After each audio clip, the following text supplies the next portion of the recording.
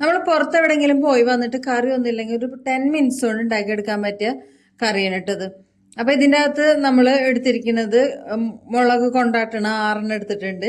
പിന്നെ ഇതിലേക്ക് ഒരു 6 ചെറിയുള്ളി എടുത്തിട്ടുണ്ട്, കുറച്ച് മല്ലിയില, 1 കപ്പ് തൈരാണ് എടുത്തിരിക്കുന്നത്. അപ്പോൾ ഈ മുളക് നമുക്കൊന്ന് ഫ്രൈ ചെയ്തെടുക്കണം. ഉള്ളിയും മല്ലിയില ഒന്ന് കട്ട് ചെയ്തെടുക്കണേ. ആദ്യം നമുക്ക് ഉള്ളി ഒന്ന് കട്ട് ചെയ്ത് കൊടുക്കേ. വട്ടത്തിൽ കട്ട് ചെയ്താൽ മതി.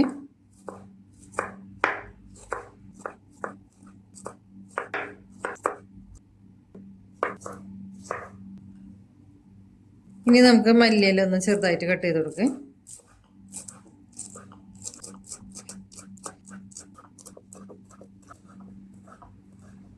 ഒരു പാൻ അടുപ്പത്ത് വെച്ചിട്ടുണ്ട്.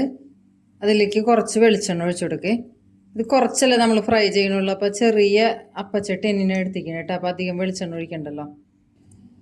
വെളിച്ചെണ്ണ നല്ലോണം ചൂടായി വന്നിട്ടുണ്ട്. ഇതിൻ്റെ അകത്തേക്ക് നമ്മൾ എടുത്ത് വെച്ചിരിക്കണ മുളക് കൊണ്ടാട്ട് ഇട്ട് കൊടുക്കുക.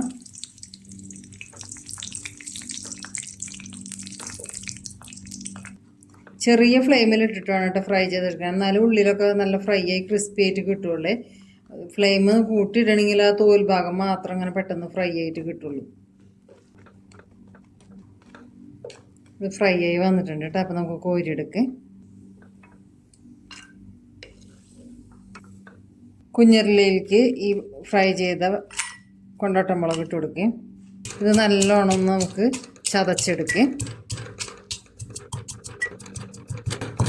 കൊണ്ടാട്ടം മുളക് നമ്മൾ നല്ലോണം പൊടിച്ചെടുത്തിട്ടുണ്ട്. നമ്മൾ എടുത്ത് വെച്ചിരിക്കുന്ന തൈര് ഒരു ബൗളിലേക്ക് ഇട്ട് കൊടുക്കാം. നല്ലോണം ഒന്ന് ഇത് ഫോർക്ക് വെച്ചിട്ട് അടിച്ചെടുക്കാം കേട്ടോ.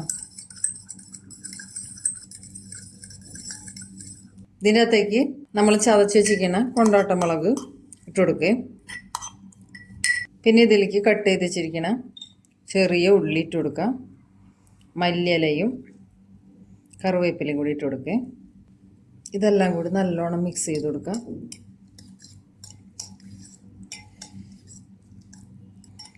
കൊണ്ടാട്ടമുളകിന് ഉപ്പുള്ളത് കൊണ്ട് നമ്മളിത് മിക്സ് ചെയ്തിട്ട് പോരെങ്കിൽ മാത്രം ഇട്ട് കൊടുത്താൽ മതി കേട്ടോ. ഉപ്പുണ്ടോയെന്ന് നോക്കിയേ. കുറച്ച് ഉപ്പ് കുറവുണ്ട് കേട്ടോ. ഒരു 1/4 ടീസ്പൂൺ ഉപ്പിട്ട് കൊടുക്കുന്നുണ്ട്.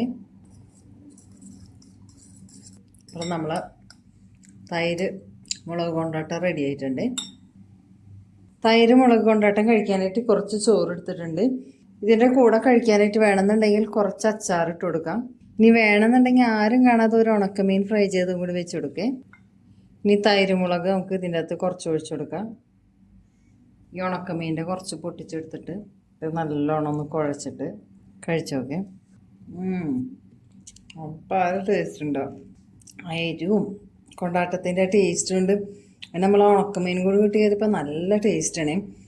ഇത് ശരിക്കും നമ്മളെ പഴങ്കഞ്ഞി ഉണ്ടല്ലോ, പഴങ്കഞ്ഞിയുടെ കൂടെ കഴിക്കാൻ പറ്റിയ നല്ല ബെസ്റ്റ് കോമ്പിനേഷനാണ് കേട്ടോ.